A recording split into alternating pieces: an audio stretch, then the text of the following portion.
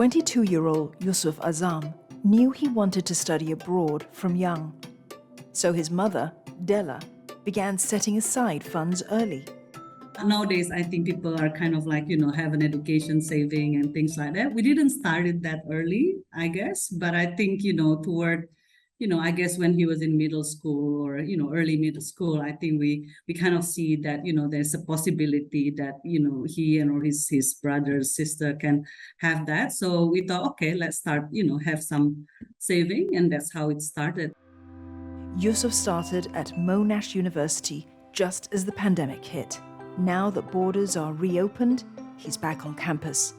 But he's feeling the impact of rising prices. I've observed rising costs every day on everything, from rent and utilities to daily grocery needs. Of course, like just as the pandemic started, we had more rental vacancies advertised for a much more affordable price. But now, I would say not even $500 a week, Australian dollars, no longer guarantees a one-bedroom apartment within walking distance of the CBD.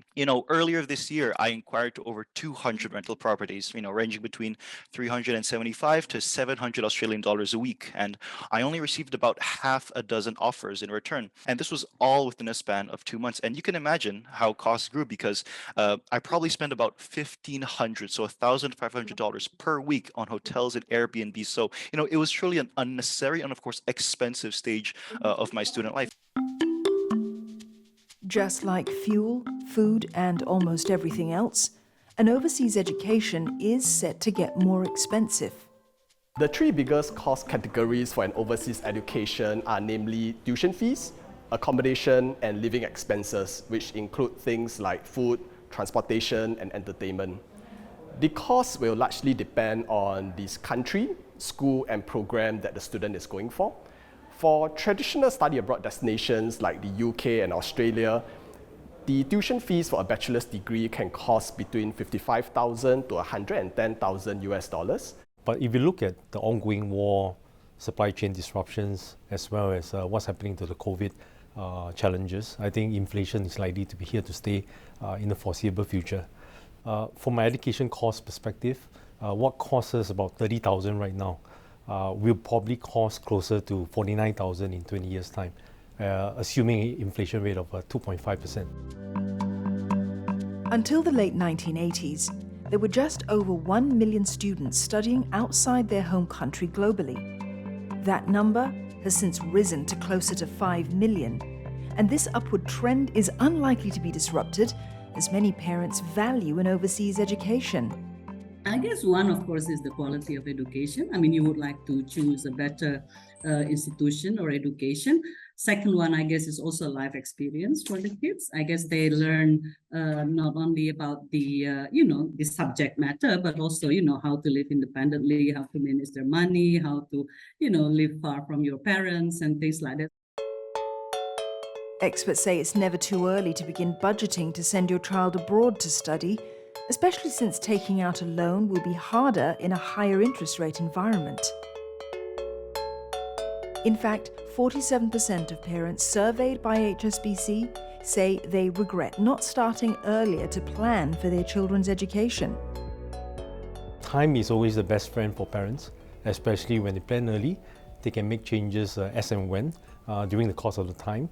And I think obviously more time means that the assets can have the ability to grow faster and more as well. I would encourage parents to look at money investment plans. And these are plans whereby they set aside a certain pool of money every month into underlying assets like, for example, ETF, exchange-traded funds, shares, unit trusts, or combination of the above, so that they can properly invest into a fund. And hopefully the fund will grow in the long term and exceed inflation as well. For students like Yusuf, managing rising inflation is an everyday challenge. I've ironically been staying at home more often in this sort of post-pandemic world. But it's still a privilege. Cooking at home, I save about $15 to $20 a day relative to ordering food. I've even been, bringing my own food to campus, which of course isn't you. But yeah, it's not necessarily a bad thing as a student who needs to stay at home and study anyways, but I'm definitely missing out on university life. Financial planners recommend that parents and students should agree on a spending budget so that hidden costs like entertainment or transport don't spiral out of control. So the 50-30-20 rule is where parents can educate their children about making sure that 50% of their allowances are on need-based kind of spending. So for example, like transport, like food, and 30% on entertainment, hobbies, and the remaining 20% on savings and investment, so that the children can see how their investments or their savings can grow over the period of time. Parents can also explore less traditional destinations, which might offer more bang for your buck. Given the high costs associated with traditional study abroad destinations like the US, UK, and Australia, destinations within Asia, such as South Korea, Japan, and China, are increasingly popular. These destinations are attractive because they are home to an increasing number of renowned institutions where students can receive the same high-quality education at half the cost or lesser while being in a familiar environment and closer to home.